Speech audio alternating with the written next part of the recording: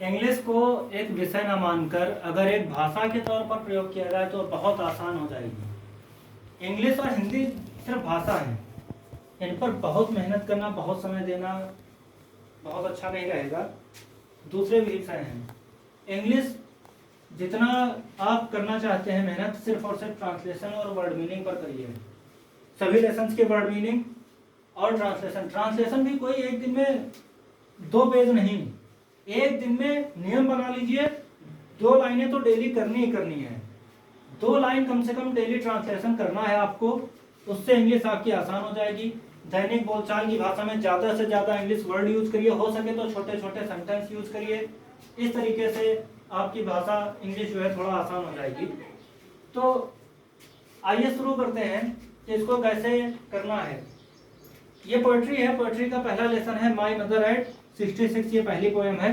कमला दास इसकी पोएट हैं। पोएट्री में आपको कुछ नहीं करना है, सिर्फ और सिर्फ वर्ड मीनिंग याद करनी है, इसके अलावा आपको कुछ भी नहीं करना है। 10 नंबर का आता है एग्जाम में, एक स्टैंजा आता है, उससे क्वेश्चन आंसर देखने होते हैं, 6 नंबर में वो आता है, साथ में सेंटर आइडिया 4 नंबर का आता है। आपको बिल्कुल पढ़ने की जरूरत नहीं है, ये सिर्फ आपको वीडियो से तैयार हो जाएगा अगर आपको वर्ड मीनिंग तैयार है तो। चलिए शुरू करते हैं।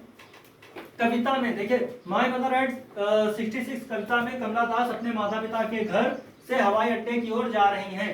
तो शुरू कहां से हुआ? कविता में लिए इन कविता के लिए इन द पोएम। अब ध्यान दीजिए, ठीक से सुनिए कि जब भी कोई राइटर नेम होगा उसको इन्वर्टेड कॉमा में नहीं करेंगे। पोएट का नेम है, इन्वर्टेड कॉमा में नहीं करेंगे, लेकिन लेसन नेम इन्वर्टेड कॉमा में।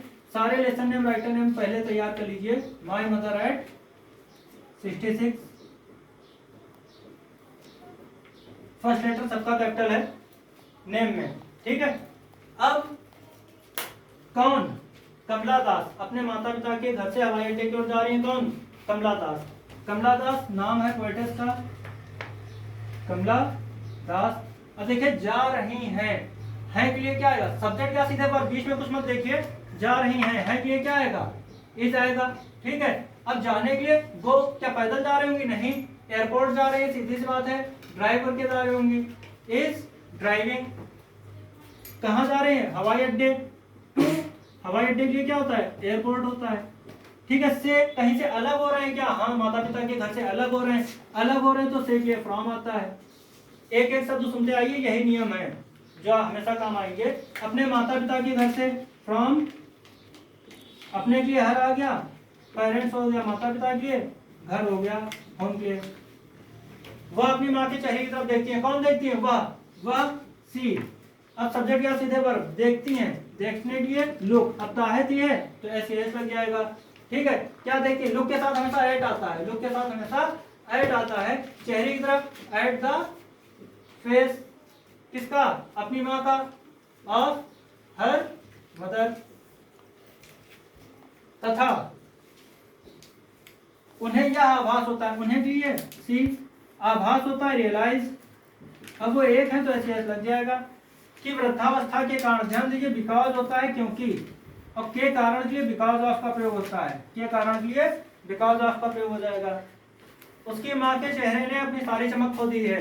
सब्जेक्ट ढूंढिए, चमक खो दी है, किसने चमक खो दी है? उसकी माँ के चेहरे ने, ठीक है। The face of her mother. ध्यान दीजिए, खो दी है। अच्छा, खो दी होता तो आई है आता, सेकंड फॉर्म हो जाता।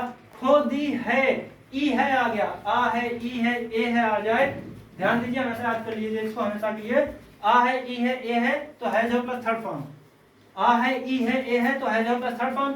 आथा हो जाता तो हैड प्लस थर्ड फॉर्म। अभी ई है, खो दी है तो हैज प्लस थर्ड फॉर्म हो गया, हैज लॉस्ट। अच्छा, खो दिया, क्या खो दी है? अपनी सारी चमक। साड़ी के लिए ऑल, चमक के लिए ग्लो, चेहरे की चमक ग्लो। और दिखता है, सब्जेक्ट या सीधे वर्ब। इसमें सब्जेक्ट नहीं आ रहा, क्यों? क्योंकि वो पहले आ चुका है, फेस, रिपीट नहीं कर रहे हैं। दिखता है, लुक्स, ठीक है। जैसा, जैसा कि लाइक, किसके जैसा? एक मृत शरीर,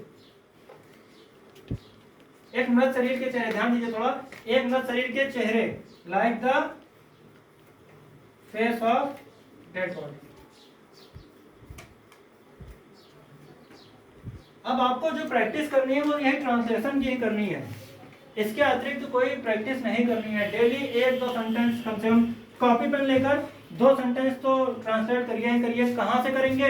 वो यही लिटरेचर से ही करिए, अपनी बुक से करिए, उसको ही मेहनत करिए, उस पर ही मेहनत करिए। रोज 1-2 सेंटेंस करिए, बहुत ज़्यादा मेहनत की जरूरत नहीं। अभी बहुत समय है इंग्लिश के लिए। अगर आप 2 सेंटेंस करेंगे तो इंग्लिश बोलने भी लगेंगे, इतना अच्छा आपके रिस्पॉन्स रहेगा।